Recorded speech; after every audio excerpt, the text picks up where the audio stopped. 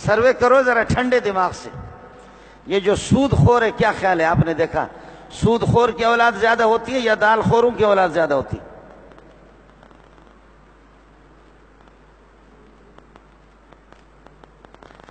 یہ جو روکھی سوکھی کھاتے ہیں ان کی اولاد زیادہ ہوتی ہے یا سود خوروں کی؟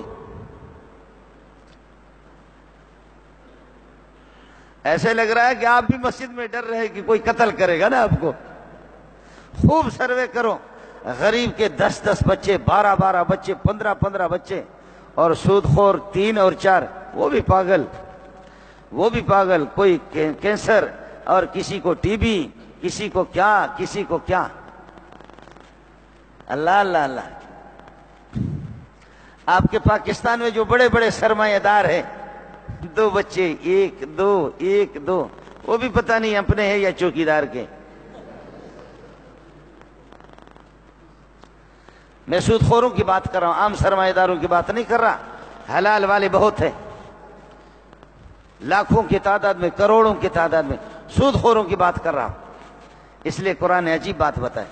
الذین ينفقون اموالهم باللیل والنہار سرا وعلانیہ، جو لوگ اپنے مال کو خرچ کرتے ہیں ہمیشہ رات دن، پوشیدہ اور علانیہ طور پر، فَلَهُمْ أَجْرُهُمْ عِنْدَ رَبِّهِمْ وَلَا خَوْفٌ عَلَيْهِمْ وَلَا هُمْ يَحْزَنُونَ.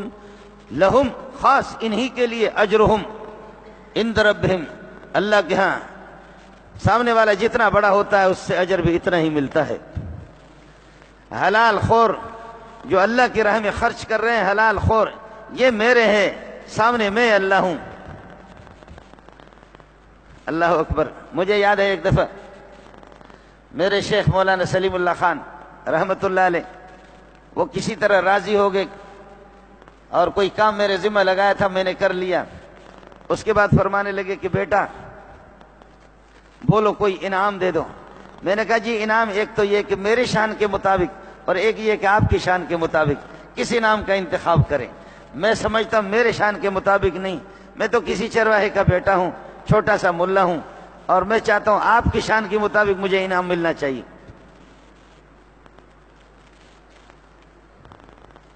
تو ہنسنے لگے، کہنے لگے ہم غریبوں کی کوئی شان نہیں ہے. میں نے کہا کہ نہیں ہے، بہت کچھ ہے. میرے شان کے مطابق میں اپنی حیثیت کے مطابق آپ سے انعام نہیں لوں گا. آپ سے جو انعام لوں گا وہ آپ کی حیثیت اور آپ کی عظمت کے اعتبار سے. آپ اتنے عظیم انسان ہیں تو آپ اتنا ہی میں آپ سے انعام لوں گا. یہ تو نہیں ہے کہ بچے کو ٹافی دے کر کے کوئی رخصت کر دے. میں تو بچہ ہوں آپ کے سامنے، لیکن میں اپنی حیثیت کے مطابق آپ سے انعام نہیں لوں گا. میں انعام آپ کی حیثیت اور آپ کی عظمت اور آپ کے مقام اور مرتبے کے لحاظ سے انعام آپ سے وصول کریں گے.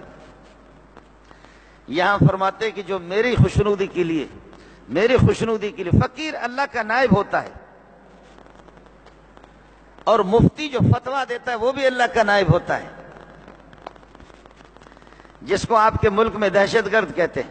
المفتی یوقع عن اللہ، جو مسئلہ حلال اور حرام بتاتا ہے وہ اللہ کا نائب ہے. سبحان اللہ.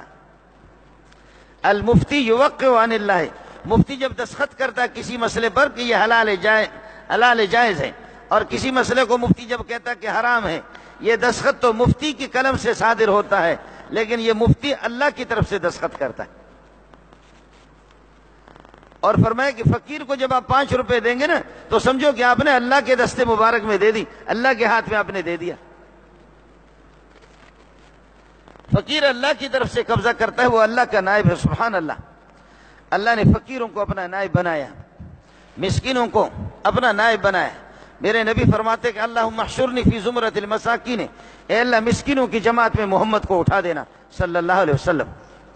آپ نے فرمایا کہ آخرت کے دن ایک دن یہاں کے 1000 سال کے لگ بھگ ہوں گے، اور فرمایا کہ آدھا دن مسکین لوگ، غریب لوگ آدھا دن غنی لوگوں سے، مالداروں سے پہلے جنت میں جائیں گے، یعنی 500 سال پہلے جائیں گے. مسکین لوگ اور غریب لوگ. عرض یہ کر رہا تھا، فرمایا الذین ينفقون اموالهم باللیل والنہار، جو اپنے مال کو خرچ کرتے ہیں رات دن، سرا وعلانیۃ، پوشیدہ اور علانیہ طور پر، فلہم، خاص انہی کے لیے، لہم اجرہم عند ربہم، اللہ کے ہاں عظیم اجر ہے. ولا خوف علیہم، نہ یہ ہے کہ قیامت کے ہولناکیوں سے ان کے لیے کوئی خوف ہوگا. وَلَا هُمْ يَحْزَنُونَ عَلَىٰ مَا فَاتَهُمْ فِي الدُّنْيَا، دنیا میں جو کچھ ان سے رہ گیا دنیا کی زندگی میں وہ کچھ اس کی بھی کوئی پریشانی نہیں ہوگی، سب کچھ اللہ سے ان کو مل گیا. اس لیے کہ انہوں نے نوالا اپنے منہ سے نکال کر کے، پسینہ اپنا بہا کر کے غریب کے منہ میں دیا ہے، مسکین کے، اور ان کے بالمقابل ظالم کا بچہ جو دوسرے کے منہ سے نوالا کھینچنے والا. الذین یاکلون الربا، جو لوگ ربا کھاتے ہیں، جو لوگ ربا کھاتے ہیں. الذین یاکلون الربا لا یقومون من قبورہم، وہ اپنے قبروں سے کھڑے نہیں ہوں گے جب بعثت کبریٰ ہوگی. اللہ فرمائیں گے، اعلان کریں گے، ایتھا العظام البالیہ، اے بوسیدہ ہڈیاں، والاجسام الفانیہ، فنا ہونے والے اجسام، خبردار تمہارے ذرے ذرے ہو گئے. قوموا الی ربکم، آؤ میرے سامنے حساب دے دو. ایتھا العظام البالیہ والاجسام الفانیہ قوموا الی ربکم لا یقومون من قبورہم، اب یہ اپنے قبروں سے اٹھیں گے نہیں. الا کما یقوم الذی یتخبطہ الشیطان من المس، مگر اس انسان کی طرح جس کو شیطان نے اور جنات نے حواس باختہ بنایا ہو، خبتی بنایا ہو. جن والے کو آپ نے دیکھا سر ایسے، ہاتھ اس طرح اس طرح، فرمایا ایسے ذلیل ہو کر کے قبروں سے اٹھے. میرا دل بدل دے، میرا دل بدل دے، میرا دل بدل دے.